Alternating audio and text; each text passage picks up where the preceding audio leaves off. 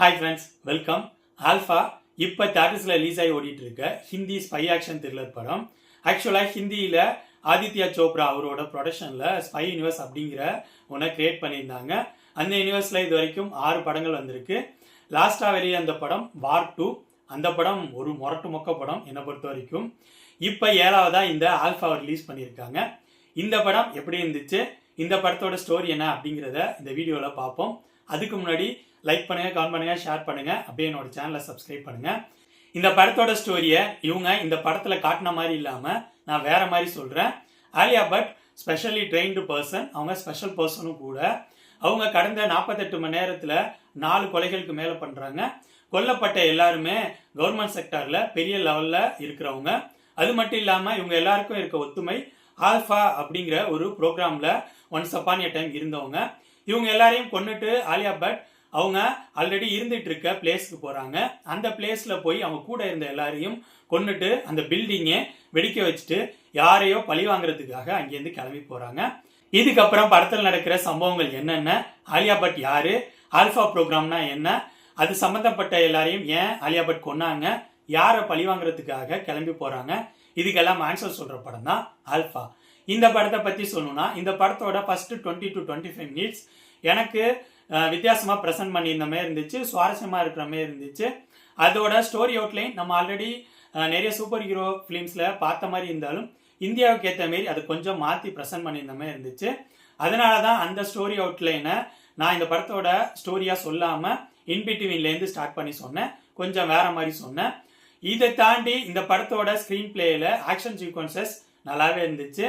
படத்துல வந்து action sequences எல்லாத்திலையும் டெக்னிக்கல் டிபார்ட்மெண்ட் பயங்கரமா ஹார்ட் ஒர்க் பண்ணியிருக்காங்க. குறிப்பா கேமியோல ஒரு ஹீரோ வருவாரு, அந்த கேமியோ அப்பியரன்ஸ் சூப்பரா இருந்துச்சு. அதை பேஸ் பண்ணி வர ஃபைட் சீக்வன்சஸும் சூப்பராகவே இருந்துச்சு. இந்த படத்தோட ஃபைட் சீக்வன்சஸ்ல மட்டும் இல்லாம ஓவராலா படம் ஃபுல்லாவே டெக்னிக்கல் டிபார்ட்மெண்ட் நல்லாவே ஒர்க் பண்ணியிருக்காங்க. படத்தை ரொம்ப கிராண்டியரா ஹாலிவுட் ஸ்டைல ப்ரெசென்ட் பண்ணியிருக்காங்க. ஒளிப்பதிவு, பேக்ரவுண்ட் மியூசிக், எடிட்டிங் எல்லாமே பக்காவாக இருந்துச்சு. இந்த படத்தில் நடிச்சவங்களோட பெர்ஃபார்மன்ஸும் நீட்டாக இருந்துச்சு. இந்த படத்தில் பிரச்சனை அப்படின்னு சொன்னோம்னா நிறைய விஷயங்கள் இருக்கு. இந்த படத்தோட அந்த 20 மினிட்ஸ் அதுக்கப்புறம் படத்தில் வர ஆக்ஷன் சீக்வன்சஸை தாண்டி படத்தோட பேலன்ஸ் 1.5 மணி நேரத்துக்கு மேலே நம்ம ஆல்ரெடி பார்த்து பழகின பழைய ஸ்க்ரீன் பிளே பேட்டர்னில் ஈஸியாக யூகிக்கக்கூடிய வகையில் தான் இந்த படத்தை ப்ரெசென்ட் பண்ணியிருக்காங்க. ஒரு சீன் கூட புதுசா இல்லை, எல்லாமே இது இந்த படத்துல பார்த்த மாதிரி இருக்கு, அந்த படத்துல பார்த்த மாதிரி இருக்கு அப்படிங்கிற லெவல்ல தான் நமக்கு ஃபீல் உருவாகுது. அந்த லெவலுக்கு தான் இந்த படத்தோட ஸ்கிரீன் பிளேயை ரொம்ப வீக்கா ப்ரெசென்ட் பண்ணியிருக்காங்க. சீன்ஸ் ஒன்று கூட புதுசா இருக்கிற மாரி இல்லை. இதுதான் இந்த படத்தோட மிகப்பெரிய டிராபேக்கா எனக்கு பட்டுச்சு. ஓவராலா சொல்லணும்னா என்னை பொறுத்த வரைக்கும் தமிழ்ல எல்சியூ அப்படிங்கிற ஒரு விஷயம் கிரியேட் ஆன பிறகு அதை பார்த்து ஹிந்தியில ஸ்பை யூனிவர்ஸ் அப்படிங்கிற ஒன்றை கிரியேட் பண்ணாங்க. அதுல நான் ஆல்ரெடி சொன்ன மாதிரி இது வரைக்கும் 6 படங்கள் ரிலீஸ் ஆயிருக்கு. அந்த 6 படங்கள்ல வார் தான் எனக்கு பிடிச்ச படம். அந்த படம் எனக்கு பிடிச்ச ஆக்ஷன் த்ரில்லர் படங்கள்ல ஒன்றும் கூட. அந்த படத்துக்கு திஷ்டி போட்டு மாதிரி வார் 2 அப்படிங்கிற ஒரு மொக்க படத்தை எடுத்துட்டாங்க. இந்த ஆல்ஃபா ஃபர்ஸ்ட் 20 மினிட்ஸ் சுவாரஸ்யமா போற மாதிரி இருந்துச்சு. படத்தோட ஆக்ஷன் சீக்வன்சஸ் ஒன்னும் அதகலமா இருந்துச்சு. படத்தோட டெக்னிக்கல் டிபார்ட்மெண்ட் பயங்கரமா ஹார்ட் ஒர்க் பண்ணி இந்த படத்தை குவாலிட்டியா ப்ரெசென்ட் பண்ணியிருக்காங்க. பட் இதை தாண்டி இந்த படத்துல எதுவும் புதுசா இல்லை. இந்த படத்தோட ஸ்கிரீன் பிளே, பேலன்ஸ் போர்ஷன் நம்ம ஈஸியா ப்ரெடிக்ட் பண்ற மோட்ல சொதப்பி வச்சுட்டாங்க.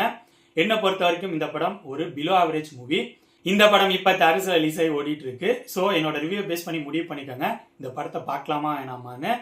ஆல்ஃபா படத்தை பத்தி என்னோட விமர்சனம் இது. அடுத்த வீடியோல இன்னொரு படத்தோட ரிவ்யூவோட சந்திப்போம். பாய்.